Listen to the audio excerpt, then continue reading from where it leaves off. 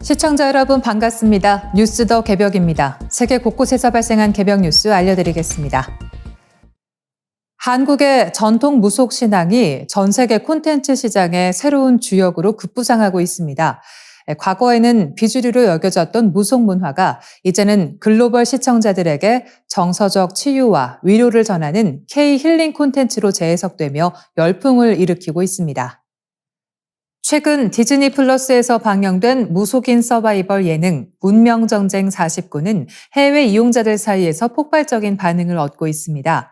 한 출연자가 동료 무속인의 아픈 가족사를 위로하며 눈물을 흘리는 장면이 담긴 쇼폼 영상은 조회수 61만 회를 돌파했으며 외국인들의 감동 섞인 댓글이 수백 개씩 달리고 있습니다. 이러한 인기에 힘입어 해당 플랫폼의 월간 활성 이용자 수는 방영 전 대비 20%가량 급증했으며 태국에서 열릴 예정인 한국 무속인들의 팬미팅 티켓은 단 2분 만에 매진되는 기염을 토했습니다.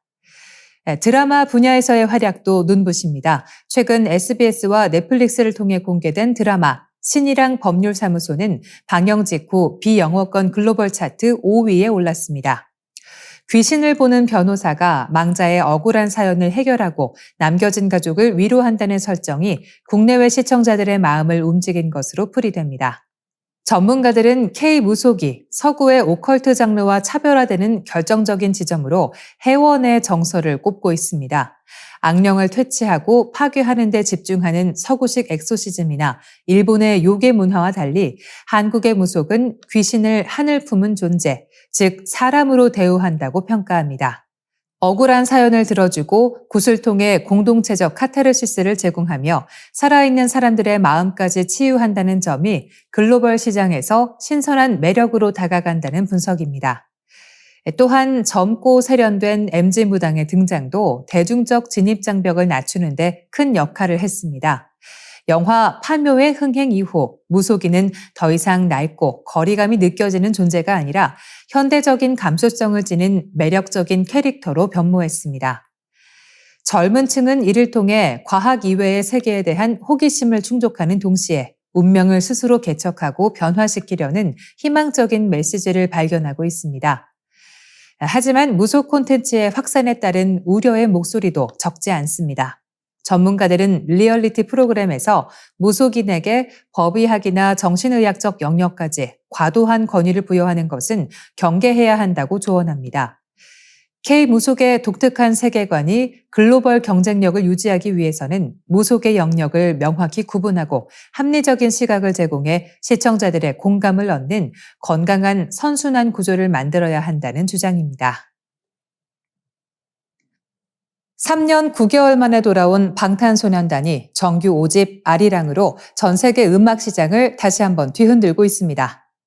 이번 앨범은 영국 오피셜 차트 정상은 물론 미국 빌보드 메인 앨범 차트인 빌보드 200과 싱글 차트 핫 100까지 동시에 석권하며 K-팝의 역사를 새로 쓰고 있습니다. 특히 수록곡 14개 중 13곡을 한꺼번에 핫 100에 진입시킨 것은 K-팝 단일 앨범 사상 전무후무한 대기록입니다. 이러한 눈부신 성과 뒤에는 하이브 방시혁 의장이 던진 3가지 결정적인 승부수가 있었습니다. 첫 번째 승부수는 미국 현지에서 진행된 초대형 송캠프였습니다. 방 의장은 지난해 미국 본토에서 수많은 유명 프로듀서들을 초청해 대규모 음악 작업 공간을 마련했습니다. 과거 미국 주류 음악계의 전성기에나 볼 수 있었던 이 방식을 재소환한 것인데 이를 통해 300여 곡에 달하는 후보곡을 확보했고 그중 최정예 곡들만 엄선해 앨범의 완성도를 극한으로 끌어올렸습니다. 이는 K-팝이 이제 미국 시장의 단순한 손님이 아닌 주류 시스템을 주도하는 위치에 섰음을 상징적으로 보여줍니다. 두 번째 승부수는 가장 한국적인 것의 세계화입니다. 이번 앨범에는 민요 아리랑부터 성덕대왕 신종의 종소리, 중몰이 장단 등 지극히 한국적인 정서가 세련된 팝 사운드와 결합했습니다.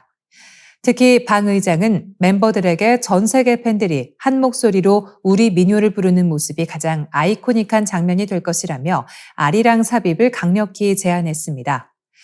실제로 현재 전 세계 공연장에서는 언어와 인종을 초월한 아리랑 떼창이 울려 퍼지고 있으며 성덕대왕 신종 문양을 활용한 패션 아이템들이 글로벌 시장에서 품절 대란을 일으키고 있습니다.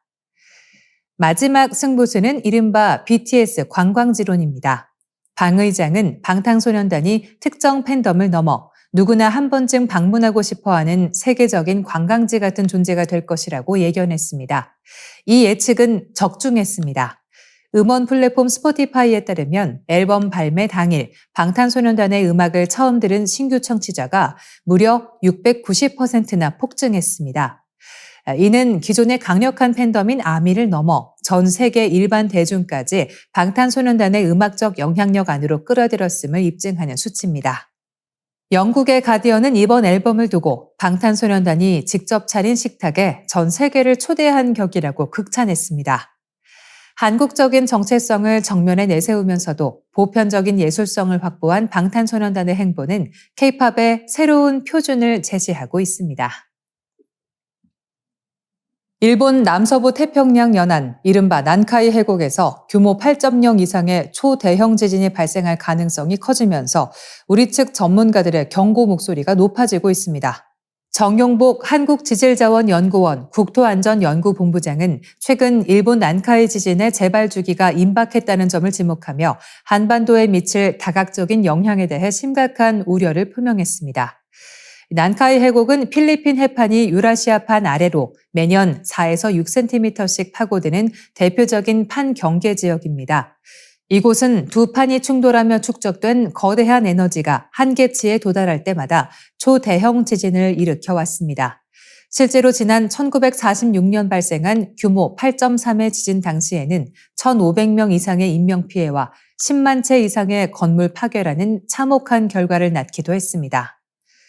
역사적 기록과 지질 연구에 따르면 이 지역의 지진 주기는 약 100년에서 150년 사이로 분석되는데 마지막 지진 이후 벌써 80년이 흐른 지금 일본 지진조사위원회는 향후 30년 이내에 거대 지진이 발생할 확률을 80%라는 매우 높은 수치로 보고 있습니다. 물론 한반도가 일본처럼 직접적인 파괴를 겪을 가능성은 상대적으로 낮습니다.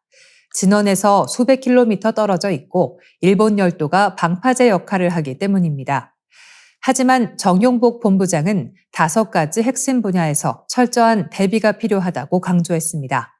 첫째는 장주기 지진동에 의한 피해입니다. 규모 8에서 9에 달하는 거대 지진은 진동이 매우 멀리까지 전달되는 특성이 있습니다. 이 낮은 주파수의 진동은 남해안 일대의 초고층 아파트나 장대 교량에 치명적인 영향을 줄 수 있으며 주민들이 체감하는 흔들림이 클 경우 심각한 사회적 불안을 초래할 수 있습니다. 따라서 고층 건축물에 대한 내진 설계 기준 점검과 지진동 증폭구역에 대한 시설 조사가 시급합니다. 둘째는 지진 해일, 즉 쓰나미의 간접 영향입니다. 일본 태평양 연안을 강타한 해일의 에너지가 대한해협을 우회해 제주도와 남해안에 도달할 경우 약 50에서 200cm 내외의 파고를 일으킬 수 있다는 시뮬레이션 결과가 나왔습니다. 이는 해안가 산업단지와 원자력 발전소, 항만시설에 직접적인 위협이 될 수 있습니다. 셋째로 지각 변형과 미소지진의 촉발 가능성입니다. 거대 지진으로 인해 아시아판의 지각이 남남동 방향으로 변형될 수 있으며 지각이 원래대로 복원되는 과정에서 한반도 내륙의 단층들이 자극받아 중소규모의 지진이 빈번해질 수 있습니다. 넷째는 경제적 타격입니다. 난카이 해곡 인근은 일본 제조업의 심장부인 혼슈섬의 주부지방과 간사이 지역을 포괄합니다. 자동차와 반도체 소재 등 핵심 공급망이 마비될 경우 한국 산업 역시 연쇄적인 피해가 불가피하므로 공급선 다변화 등의 전략이 필요합니다. 마지막으로 환경 리스크입니다. 일본 서남부의 원전이나 산업시설에서 방사성 물질이나 화학물질이 유출될 경우 해류를 타고 우리 해역으로 유입될 가능성을 배제할 수 없습니다. 재난은 국경을 가리지 않습니다. 난카이 대지진은 더 이상 이웃나라의 이야기가 아닌 우리 모두의 실질적인 위협으로 다가오고 있습니다. 지난 30년 동안 전 세계가 겪은 기후 재앙의 성적표가 공개됐습니다. 미국과 중국 두 거대 강대국이 배출한 온실가스가 전 세계 경제에 입힌 타격이 무려 19조 달러에 육박한다는 충격적인 연구 결과가 나왔습니다. 영국 일간 가디언과 국제학술지 네이처에 따르면 미국 스탠퍼드대 연구진은 1990년부터 2020년까지 30년 동안 각국이 배출한 온실가스가 전 세계 국내 총생산에 미친 영향을 정밀 분석했습니다. 그 결과 역사상 최대 탄소 배출국인 미국이 전 세계에 입힌 경제적 피해액은 약 10조 2천억 달러, 우리 돈으로 약 1경 5,367조 원에 달하는 것으로 추산됐습니다. 미국의 뒤를 이은 중국 역시 만만치 않은 책임을 안게 됐습니다. 중국이 온실가스 배출로 끼친 경제적 피해는 약 8조 7천억 달러로 나타났습니다.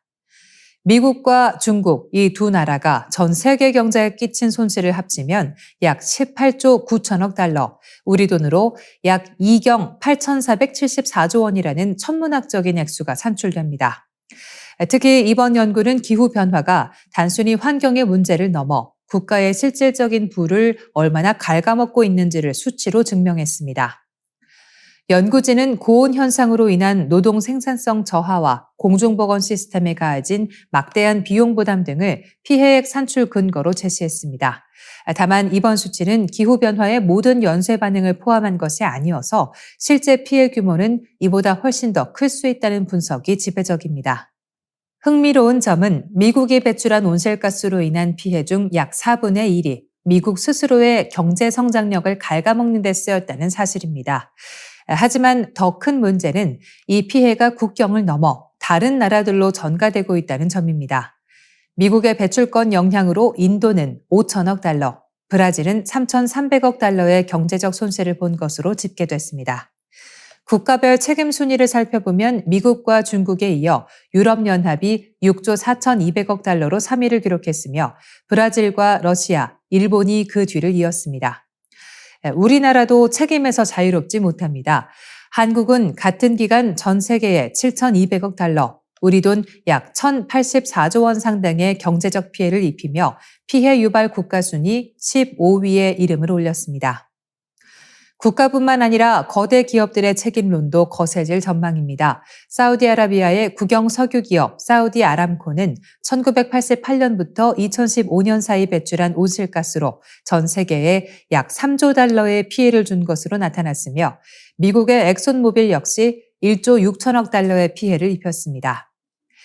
만약 이들 기업이 현재의 배출 추세를 2100년까지 유지한다면 그 피해액은 수경 원 단위로 불어날 것이라는 암울한 전망이 나옵니다. 뉴스 더 개벽 여기서 인사드리겠습니다. 내일 이 시간 다시 찾아뵙겠습니다.